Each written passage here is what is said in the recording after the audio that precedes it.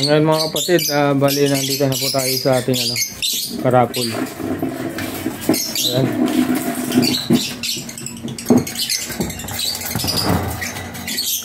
Ayan po mga kapatid. Mailap nga lang. Ito po yung kararapol natin. Ina-update ko lang po kayo. At kung nakapag-subscribe, bago pa lang po kayo mag-subscribe sa channel ko mga kapatid, i-send nyo po sa sa Messenger at ilalagay ko po sa screen. Ulitin ko mga kapatid, sa 200 na number, kayo na lang po ang pipili kung alin ang gusto nyo number. Kaya pag nakapili po kayo ng number, i-send nyo po sa aking Messenger para mailagay ko yung pangalan nyo mga kapatid. Tapos tandaan nyo rin po yung mga number nyo.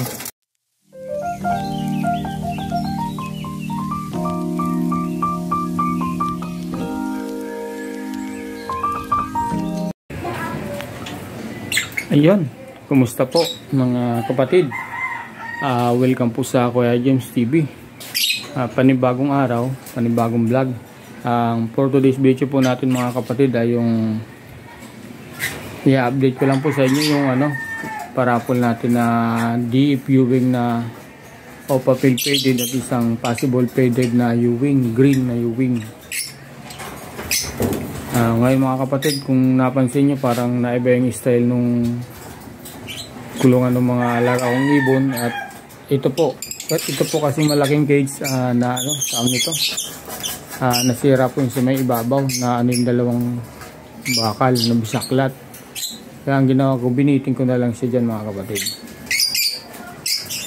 Ayan mga kapatid, meron po kasi akong ditong ibon na hindi lumalapad yung hen. Hindi ko alam kasi mga kapatid kung meron ng itlog itong number 2. Busy po. Ngayon mga kapatid, sisilipin natin kasi hindi ko na nakikita lumalabas yung hen. Baka mayroong itlog at hindi ko rin alam kung kailan sila ng itlog. Kaya pag napisa ito, parang naman tayo nito, hulaan na naman mga kapatid. Tara, silipin natin. Ayun mga kapatid, bago natin katukin muna natin yung kanilang cage para kung may itlog hindi magulat yung hen.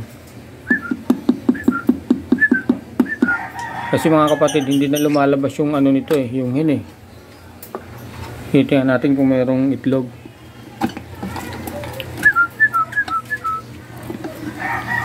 Ayun. Mayroong dalawa. Ayan mga kapatid. Mayroong dalawa. Yun mga kapatid, yung hen na yan. 11 months na po, matured na po yan. Pero yung cock na yan, yung cock na yan yan. Yung green OPA PF, possible faded. Cock po yan, bali, mga kapatid, 5 months. Yung cock na yan. Pero hindi natin alam kung mag-perfil yung kanyang mga, yung kanyang itlog dun sa, yun na yan. Sana makapalabas tayo mga kapatid ang kasi yung green na yan mga kapatid, yan, sure split PF, split sa blue. Kasi po yung parents yan mga kapatid, yung green OPA PF na naandito. Ayan. Yan po ang parents yan. Tapos yung X po niyan mga kapatid, yung pong turquoise par blue na nakawala. Ayan. Kaya maglalabas po yan mga kapatid ng OPA PF mga kapatid. Sana may maglabas mga kapatid sa mga possible faded natin. Sana magbigyan tayo ng isang anak na faded. Ayun. Kaso lang mga kapatid, hindi lang natin alam kung kailan ng itlog to. Dalawa na ang itlog. Ayun mga kapatid, paalala lang po yung mga nakapag-subscribe po, ano na lang po kayo sa messenger ko, papakita ko sa screen para alam ko na po yung gagawin ko po, at hindi ko na po ibibigay yung eksaktong tawag nito, eksaktong name nyo. Hindi ko na hingay basta sa 200 na number mga kapatid. Pumili na lang po kayo kung ano po yung nagustuhan nyo yung number, ay i-send nyo na lang po sa messenger ko mga kapatid. Ipapasa ko po ipapakita ko sa screen. Dito mga kapatid, may pinapares po natin yan dun sa blue faded na hen. Pero ang masaklap mga kapatid, ayaw talaga magpares nung blue faded. Kaya ang kinuha ko mga kapatid, itong ito po kapatid, ito nga pala, itong green opalena yan, walang karga po yan. Pero nung bata pa yung mga kapatid, mula nung mga 2 months 1 month, ang kulay niya po talaga mga kapatid, par blue. Pero ngayon mga kapatid, naging green opaline. Kaya papares ko rito sa possible faded nito.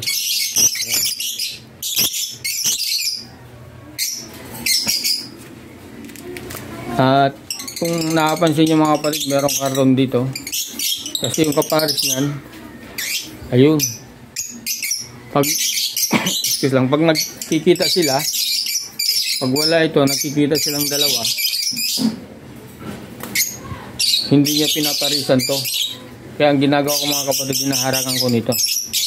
Tapos yung green naman na yan, lagi niyang sinusugod yung dilute na to. Lagi niyang sinusugod.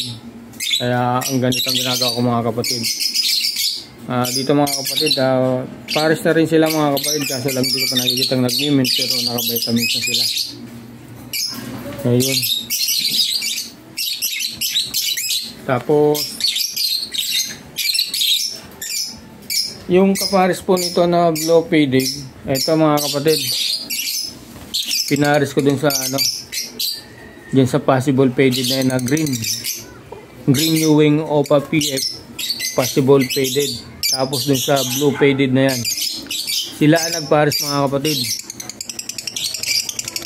Pero may chance pa rin tayo mga kapatid na makapalabas tayo ng par blue na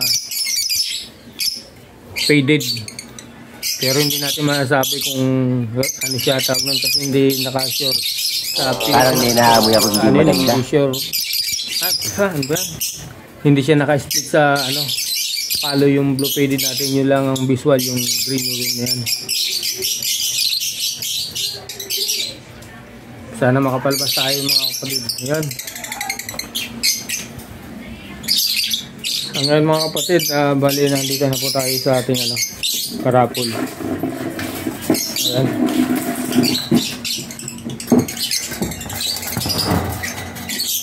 Ayan po mga kapatid. Mailap nga lang. Ito po yung sararapol natin.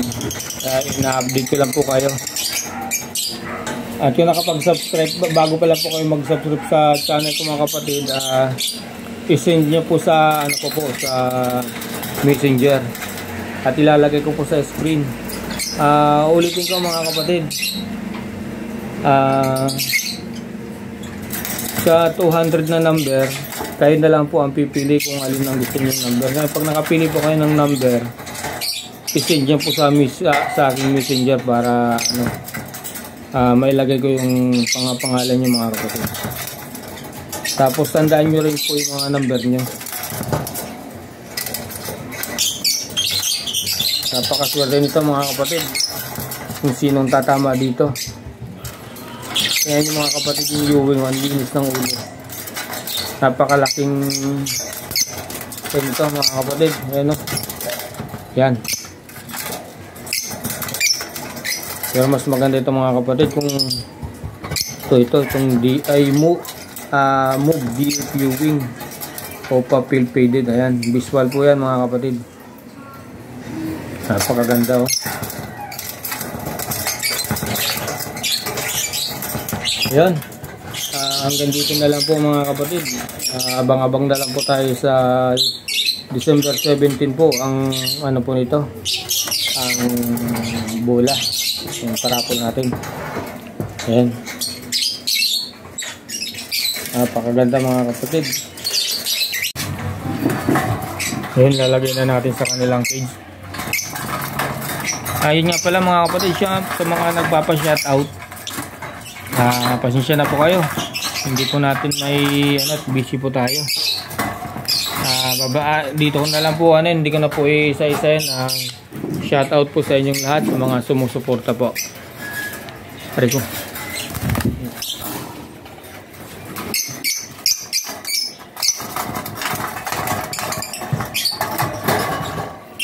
Ayan mga kapatid, yun. Ayan na sila. Medyo masilaw kasi sa labas, kaya dito ito.